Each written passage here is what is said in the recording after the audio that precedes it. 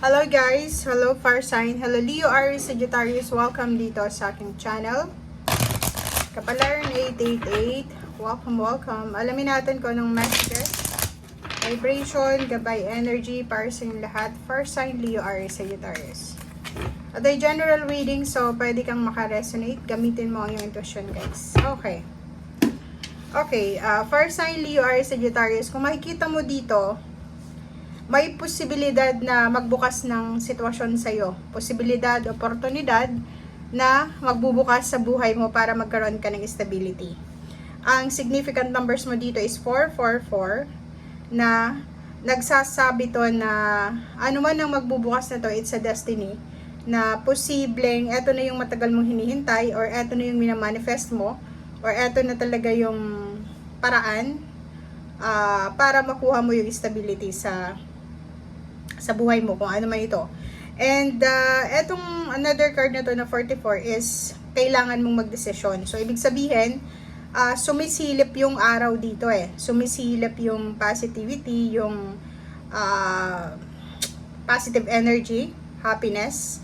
And kung makikita mo, may susi na dito. So parang mahahawakan mo na or hawak mo na siguro yung susi patungo doon sa happiness, sa positive life, patungo doon sa unexpected blessings, or pwedeng doon sa prosperity and abundance, or sa nakadestiny talaga sa'yo.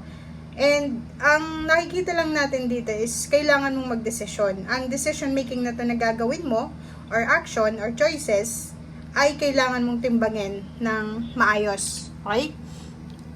Kasi kung makikita mo dito, 444, para to sa stability mo Hindi ito dahil sa kailangan mag-decision lang, pero etong decision making na to is makakabuti to sa'yo personally, lalo na sa pamilya mo, sa sarili mo mismo, or sa kung ano man tong minamanifest mo. Para siyang opening of gateway of blessings para sa'yo.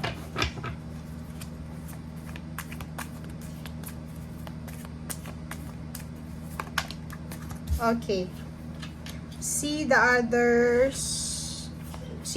person point of view. Follow your heart.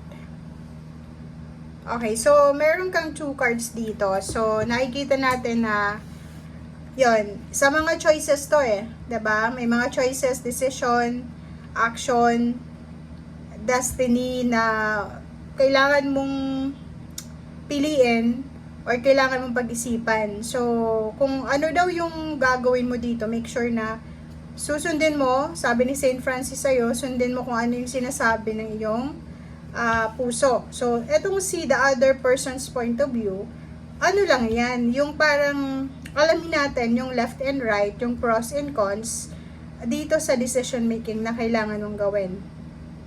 And if ever man na may malaman ka na may mga taong galit sa'yo, or may mga taong nag-aaway-away, or may mga taong hindi mo maintindihan, confused ka, huwag tayong masyadong mabigla sa pagde-judge or pagbibigay ng criticism. Kailangan nating alamin kung ano yung point of view ng taong yon, kung bakit ganun galit sa atin, kung bakit ganun yung decision making niya. Okay, thank you.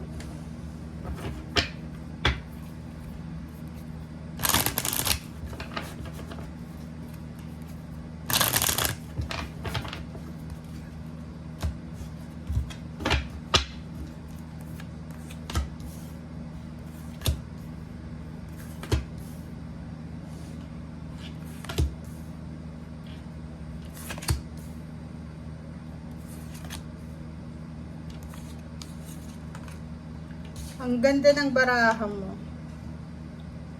Tingnan mo, Okay, so kung makikita mo dito, Fire Sign, sinasabi ng barahan mo sa'yo na may patagal ka ng gustong gawin. Kasi parang nandito ka sa 3 of Cups and 3 of Swords, na sinasabi ng barahan na nasaktan ka. 'Di ba? Parang nasaktan ka, na-betray ka.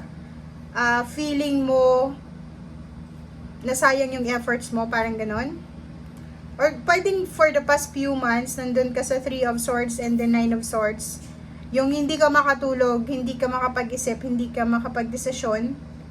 And siguro for the past few months, yun yung focus mo. Yung focus mo, kasi nandito yung temptation yun yung focus mo is yung damdamin kung ano yung sinabi ng mga tao sa paligid mo. Yung focus mo is isipin kung ano yung masasakit na salita na sinabi sa'yo or yung mga sama ng loob mo, ganito, ganyan.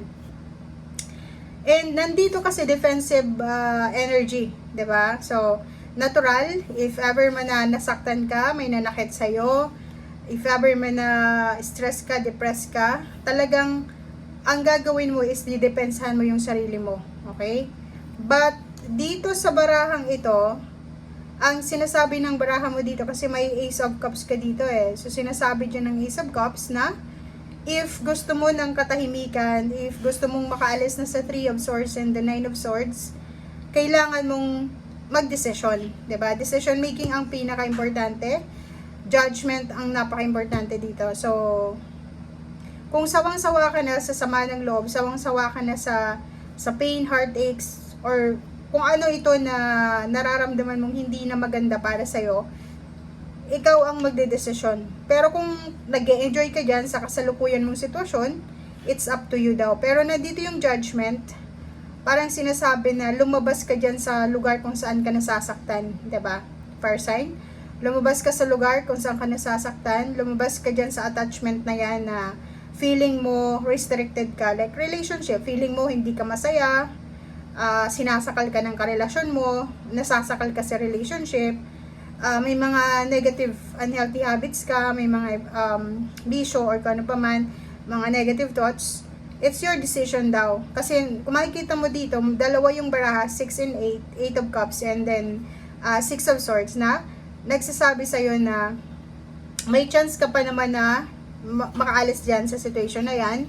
Unang-una, kung physical yan, like hindi ka na nagagandahan sa trato sa'yo ng boss mo, or napapagod ka na sa trabaho mo, or sa relationships na nasasakal ka na, nandito yung 8 of Cups na sinasabi, pwede ka naman na umalis, pwede mo naman i-abandon na yung situation, pwede ka naman na maghanap ng mas kalmado, kasi itong 6 of Swords nito is magta-travel ka, hahanapin mo yung mas tahimik na lugar, hahanapin mo yung peace and harmonious na life or ng situation. Or kung ito man ay trabaho, 'di ba? Hindi pa huli ang lahat, hindi ito yung parang competition na kahit naghihirap ka, tuloy pa rin. Hindi. Kailangan pag hindi ka na masaya, let go, let God, let it flow, and move on. Parang ganun. So yun. Yan guys ang sinasabi ng baraha. Thank you and see you again. Bye!